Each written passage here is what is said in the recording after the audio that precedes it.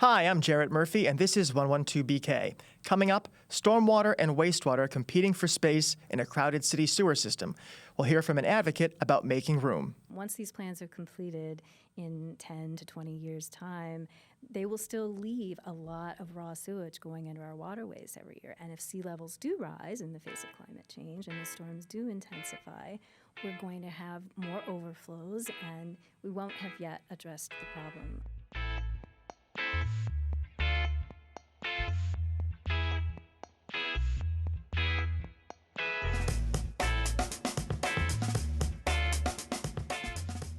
Now is the time on 112BK when we talk about poop again. Yours, mine, every New Yorker's, and where it goes. Because of a flaw in the older sewer system that serves much of the city, billions of gallons of untreated sewage flow into the city's rivers, creeks, bays, and canals every year. That makes those waters unhealthy for swimming, fishing, or sometimes even touching, which violates the Clean Water Act, which New York City has been under pressure for decades to address. The city has spent billions of dollars on upgrades and has made some progress in places like Brooklyn's Newtown Creek, Gowanus Canal, and Pettergate Basin. But we're entering a critical new phase of this work, and advocates want a bigger role for the public in the next part of the cleanup plan. Here to help us wade through this, get it, is Julie Welch, Program Manager for the Swim Coalition. Welcome to the show, Julie. Thank you. So let's talk about why we're here. Combined sewer overflows, CSOs. What is this problem? Where does it come from? CSOs are one of the major pollutants that still contaminate our waterways today, and that's the combined sewer system, which overflows when it rains.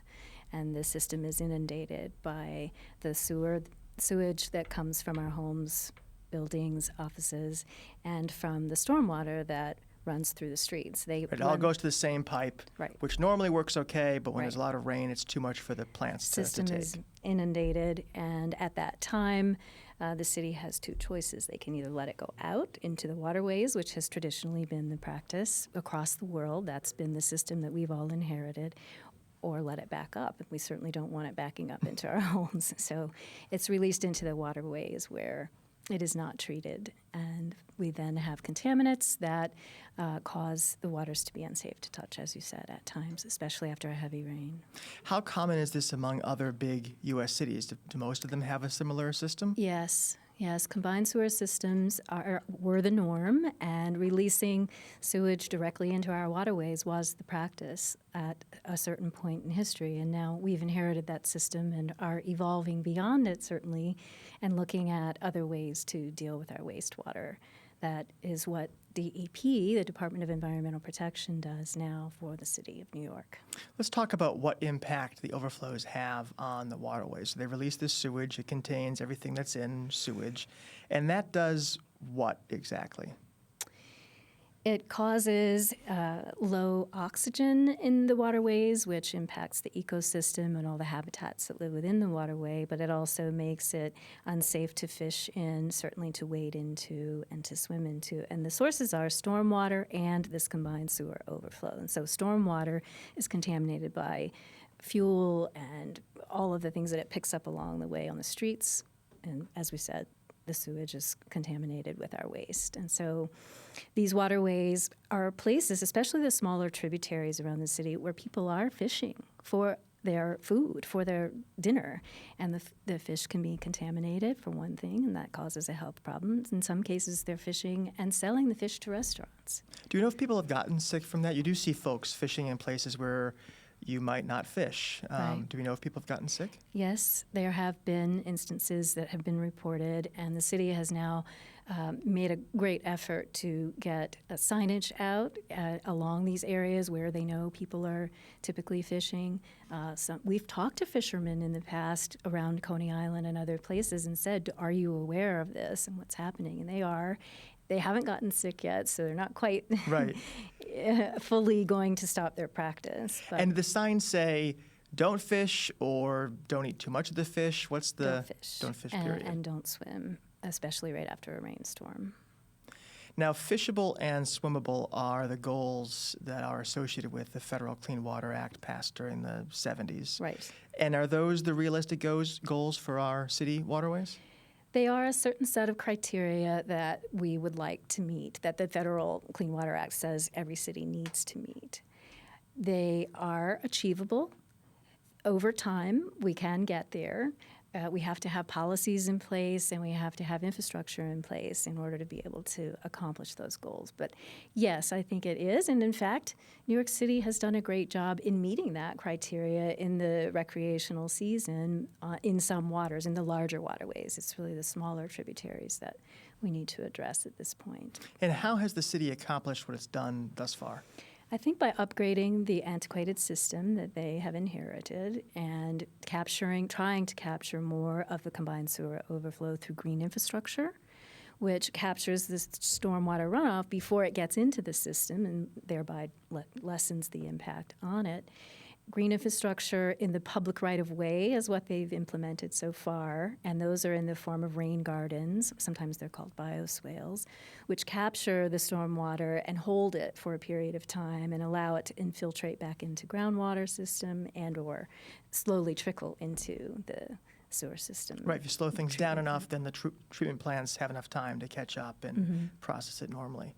Tell me about your organization, the SWIM Coalition. Who is in that, and what do you guys do? We're a group of 70-plus organizations who advocate for clean waterways around New York City, fishable, swimmable waterways around New York City. SWIM stands for Stormwater Infrastructure Matters. We evolved out of a citizens advisory committee that was convened by DEP in approximately 2004 to inform the precursor to the CSO long-term control plans that we're talking about today, which were the water body watershed plans, as well as the CSO consent order, which is a legally binding agreement between the city and the state. So they convened this group of civic activists and professionals to inform the water body watershed plans as well as the consent order. And then when the milestones for that committee were met, the group that had been meeting over the course of the last couple of years from 2004 to mid-2006 decided that they wanted to continue to meet and talk about some of the other issues that were on hand, especially stormwater management, sustainable stormwater management. So they continued to meet and ultimately formed the coalition. Why is this your issue? How did you come to it? Well, my husband is a kite surfer, and he kite surfed in Jamaica Bay one day after a rain and came home with quite a terrible infection on his face and body from being exposed to that. And so I said, what in the world is going on over there? I began to research the issue, and we determined that there are CSOs in our waterways that we have to be aware of, and certainly after a rain, be careful about. So you mentioned Jamaica Bay. That's one of the 11 individual waterways that the city, as part of this consent order with the state, which is the enforcer of the federal laws, said you got to clean them up. I believe 10 of those plans have been approved, one still being approved by the state. What do you think of the approach the city has mapped out in those individual plans? Is it sound? Is it sufficient? One of the things that we've been worried about with all of the plans so far is the criteria upon which the plans are based. The water quality criteria that they are using is an outdated methodology. There's a newer, more stringent criteria that we would like to have seen those plans be based on. And we've been advocating for the state to adopt the better criteria. EPA has asked the state to do so. They haven't yet adopted it. So all of these 10 plans are based on what we believe to be not reliable water quality criteria. So that's one thing.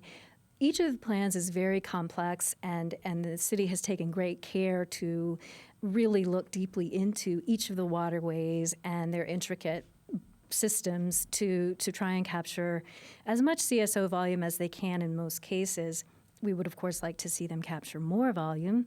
And also, in 3 instances of those 10 plans that have been approved, they're proposing disinfection of this combined sewer overflow with injecting chlorine chlorination. And then trying to take the chlorine out. Right. Rather than capturing the volume. And we're very concerned about that methodology.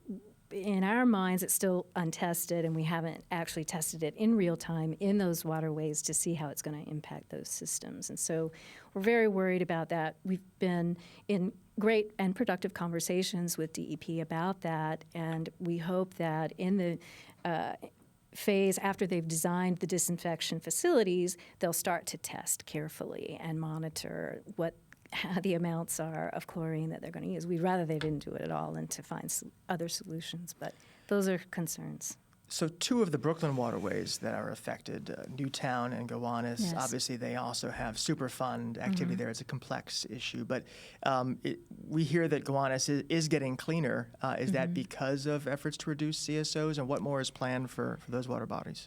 It's the Superfund has been cleaning up the legacy toxins that are in Gowanus, so it is getting cleaner from that standpoint. The proposed implementation for cleaning up CSOs in Gowanus was originally in the long-term control plan that was recently approved to install 2 tanks that would hold stormwater for a time so that it didn't go into the system and inundate it. But recently we learned, in fact, I think in the last couple of weeks, that DEP has started to rethink that and is suggesting the use of a tunnel to hold and capture the water rather than these 2 tanks. Tunnels, they say, take up less space and are expandable over time to deal with greater volumes of wastewater as development happens in the area.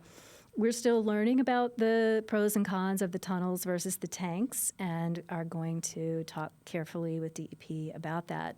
The tunnels are being proposed for Flushing Bay, Newtown Creek, and another waterway, which I can't remember right now, but we want to make sure that that's the best approach because they presented and we all agreed, okay, we're going to go with the tanks for Gowanus. So the stakeholders in Gowanus, I think, are going to learn more about that at an upcoming meeting with EPA and DEP. I mean, either way, it sounds like a big project, right? Whether you're building huge tanks or an underground tunnel, it's a lot of digging, a lot of expense, and some big impact there. Yes.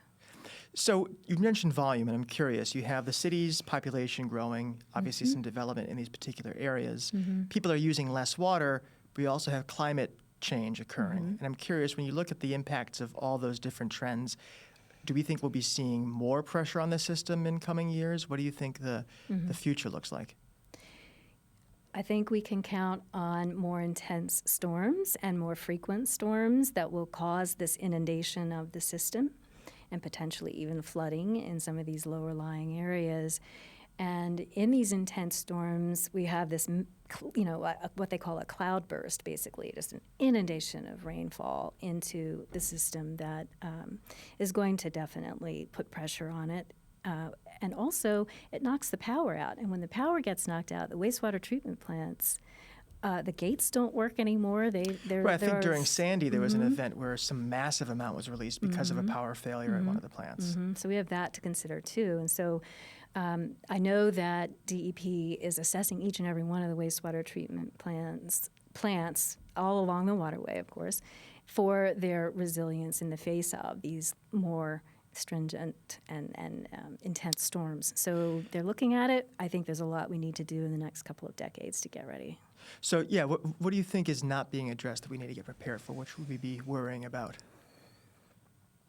I think this notion that the 10 plans that have been approved so far are going to solve the problem is a little bit wishful thinking because they're not capturing all of the CSO volume. Once these plans are completed in 10 to 20 years' time, they will still leave a lot of raw sewage going into our waterways every year. And if sea levels do rise in the face of climate change and the storms do intensify, we're going to have more overflows, and we won't have yet addressed the problem. I guess with such a huge issue, and we'll talk in a second about the citywide LTCP, but what can individual users of water do? There are folks who don't flush or wash during rainstorms.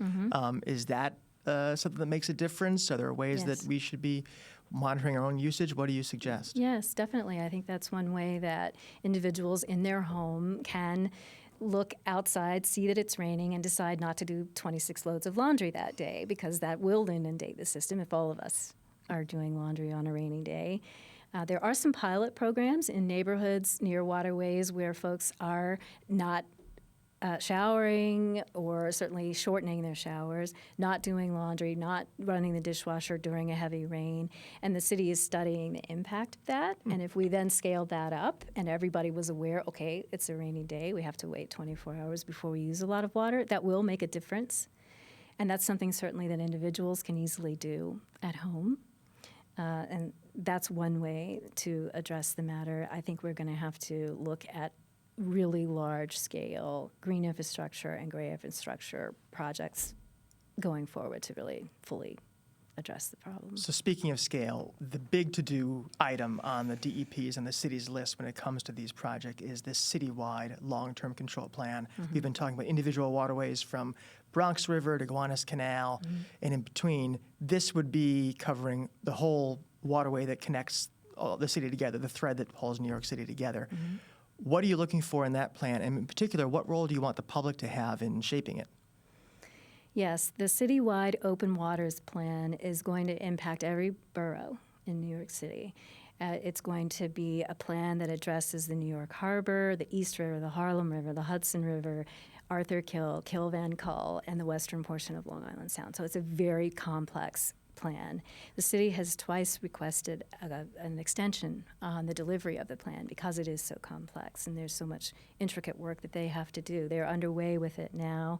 And what we really want to see in terms of the role of the public in this plan is an opportunity to look at the final draft before they send it to the state for review. The final draft of that proposed plan should be presented to the public, and we should have an opportunity to comment on it, and then the city respond to our comments before it goes to the state. That's our big ask, if you will, of that plan. We didn't get the opportunity to see the final draft of any of the other 10 plans. We were asking for it all along, and late last year at a city council public hearing, the city was asked, why have you not provided these final drafts for the public review? And they said, well, we don't have a good answer. And the city council said, well, how about if you do it for the plans going forward, which would have been Jamaica Bay and then this citywide plan. And they said they would. And I think we're going to make some progress in that regard in getting to see the draft, at least chapters of it, before it goes to the state.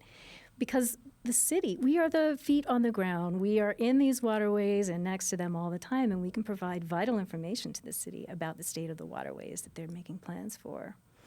Yeah, I was at a meeting once where someone explained to DEP that a place where they were thinking of doing an outlet is where there's an experimental oyster project. So those are the kind of things the public can provide. Right.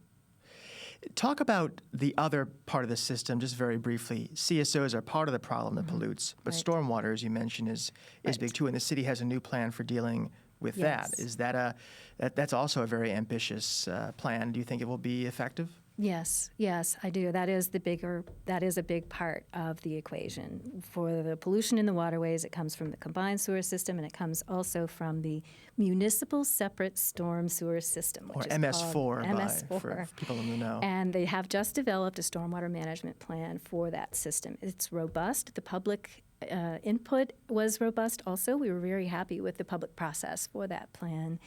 And it's going to address a lot of the industrial and commercial sites along the shoreline and near the waterways, and they make sure that those sites are really shoring up what they're doing to manage stormwater and lessen the amount of polluted stormwater that goes directly into the waters. Because it rains and it sweeps whatever kind of chemicals they're working with right off into the waterway. Right. And we that program is going to be great. And when the two programs finally meet, the CSO long-term control plans and the stormwater management plans come together and merge as a holistic approach, we'll make great progress in addressing the matter. But even still, there's more to do over the next few decades. Just quickly, we've been talking at this point about ways that we all kind of passively contribute to this problem. Are there active contributors? Are there still people who deliberately pollute the waterways, dump stuff down drains? Is that a significant part of the issue? That is another category that contributes to the overall pollution in the waterways. Sometimes it's called illegal discharge or illicit discharge. And sometimes it's purposeful and sometimes it isn't. Sometimes it's inadvertent. And so there can be, for instance, in the example of the Beach Haven complex over in Coney Island, they had their wastewater system connected to the wrong pipes. And so untreated sewage was going directly into Coney Island Creek from that complex for over a pretty long period of time because someone had flipped a cap the wrong way and the untreated sewage was going directly into the waterway Wow. through the municipal system pipes. There are instances like that. They're hard to track down, but they are tracking them. They do have a system for it, and there are indicators in a waterway that something like that is happening. Sometimes construction sites inadvertently deposit something into the waterways that shouldn't be there. And this is, again, where citizens on the ground see these things and can report it, and it can be addressed. Report by calling 311. And DEP. Excellent. DEP is going to have a number on their website soon that people can call directly. Julie Welch, Program Manager at the SWIM Coalition, thank you so much for coming on. Thank you. Thanks for having me. And if you're interested in participating in the formation of that long-term citywide plan Julie talked about, you can attend the Long-Term Control Plan meeting Wednesday, December 5th at 6:30 p.m., runs to 8:30 p.m. at the CUNY School of Law, 2 Court Square West in Queens. New York City often brags about its champagne of tap water. The tasty stuff is credited for our great pizza crust and bagels. And truly, we're lucky to have an abundant resource that makes its way to us from the Delaware watershed in the Catskills and the Croton Reservoir upstate. And really, most Americans have been blessed with water on demand. Just turn on the tap and voila. But in recent years, this luxury has become just that, especially in some parched parts of the world, areas around the country, and even in our own backyard. So what's the deal with water security and who's feeling the strain? That's today's issue on the table. Let's set the scene. You're a 20-something parent of 2, it's 5:30 in the morning, and your alarm goes off. Before the kids can eat breakfast and get ready for school, you and your partner have to haul out a few buckets and take a walk to a sanctioned water distribution checkpoint. You are given 13 gallons for your entire day, and it's up to you to ration it. If this reality sounds all too familiar, you were probably living in Cape Town last year, when the South African metropolis underwent the realest metro water shortage the world has ever seen. By a razor-thin margin, Cape Town was able to avoid day zero, when you'd get half of those 13 gallons, thanks to significant international aid. But 2/3 of the world's population currently lives in areas that experience water scarcity for at least 1 month out of the year. Can you handle more scary stats? With the existing climate change scenario, by 2030, water scarcity in some arid and semi-arid places will displace between 24 million and 700 million people. That's quite a range, but the optimistic end is still really bad.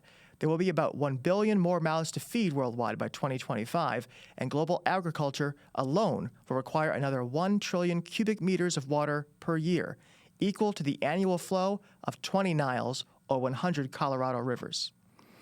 Now, before you start hoarding the good stuff, let's be crystal clear. There is not yet a global water shortage, but individual countries and regions need to urgently tackle these critical problems presented by water stress.